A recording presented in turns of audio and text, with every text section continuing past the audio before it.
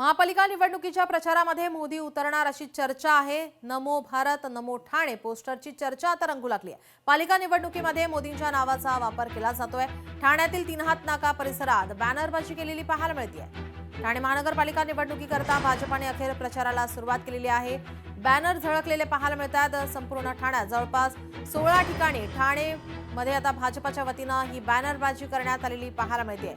नमो भारत नमो ठाणे या शीर्षकाखाली बॅनरबाजी करण्यात आली आहे। संपूर्ण ठाण्यात जवळपास 16 ठिकाणी ही बॅनरबाजी करण्यात आलेली आहे।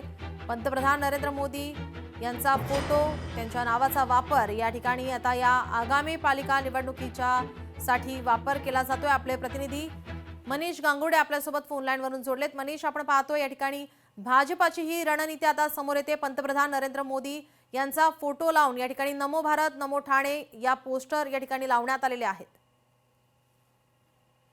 नीलम, आपण जर बघितलं तर मागील 3 बैठका ज्या आहेत ते युतीच्या संदर्भात ठाण्यामध्ये झाल्या होत्या आणि याच युतीच्या संदर्भातल्या बैठकींमध्ये जागा वाटप जे आहे ते ठाणे महानगरपालिका असेल किंवा कल्याण डोंबिवली महानगरपालिका असेल, या दोन्ही महानगरपालिकेसाठी या जागा वाटपांचा तिढा मात्र अजूनही सुटला नाही। पण मात्र काल भाजपचे आमदार संजय केळकर यांनी इशारा दिला होता की जर शनिवारी पहाटेपर्यंत या जागांच्या बाबतीतला तिढा जर सुटला नाही तर आम्ही स्वतंत्र लढण्यास तयार आहोत म्हणून। आणि याचाच अर्थ आज ठाण्यातील काही प्रमुख ठिकाणी आपल्याला भाजपाच्या वतीने बॅनरबाजी ती बघायला मिळते। यात प्रामुख्याने भाजपने फक्त स्वतःच भाजपकडूनच बॅनर लावल्याचे स्पष्ट होते। यामध्ये नरेंद्र मोदी जे आहेत त्यांचा देखील फोटो आपल्याला बघायला मिळतो आणि त्यामुळेच कुठेतरी भाजपाने आजपासून खऱ्या अर्थाने प्रचाराची सुरुवात जी आहे ते ठाण्यामध्ये केलेली आपल्याला बघायला मिळते।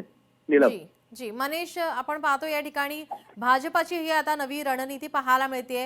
या ठिकाणी आपण पाहिलं तर ठाणे हा या ठिकाणी शिंदेंचा बालेकिल्ला मानला जातो, मात्र भाजप मोठा पक्ष मोठा भाऊ म्हणून या ठिकाणी आपण पाहतोय निवडणूक लढताना पंतप्रधान नरेंद्र मोदी यांचा फोटोचा वापर करताना पाहायला मिळतोय। नीलम, जर बघितलं तर मागील नगराध्यक्षाच्या निवडणुकीमध्ये भाजपाला ज्या प्रमाणात मोठ्या प्रमाणात जे यश मिळालेलं आहे, सेंच्युरी म्हणजे 100 पेक्षाही जास्त जागा मिळाल्यामुळे कुठेतरी भाजपाचं पारडं जे आहे ते ठाणे जिल्ह्यामध्ये मोठं आहे आणि ते त्यामुळे कुठेतरी भाजप देखील आता महानगरपालिकेवरती आपला दावा करत आहे आणि त्यामुळेच अधिकच्या जागा ज्या आहेत त्या मागायला सुरुवात केली आहे। भाजपाकडून जवळपास 40 ते 45 जागा वाढीव जागा ज्या आहेत त्या मागण्यात आल्या होत्या। त्यामुळे कुठेतरी शिंदे गटाकडून देखील नाराजी व्यक्त करण्यात आली होती की इतक्या जागा आम्ही सोडणार नाही म्हणून असं देखील म्हटलं जात होतं। त्यामुळे आता कुठेतरी शहरामध्ये भाजपाकडून स्वतंत्र प्रचाराला सुरुवात झाली आहे। नीलम जी, नक्कीच आपण पाहतो या ठिकाणी आता ठाण्यामध्ये जागा वाटपासंदर्भात काय चर्चा सुरू आहे, किती जागांसाठी मागणी केली जाते, आग्रह धरला जातोय?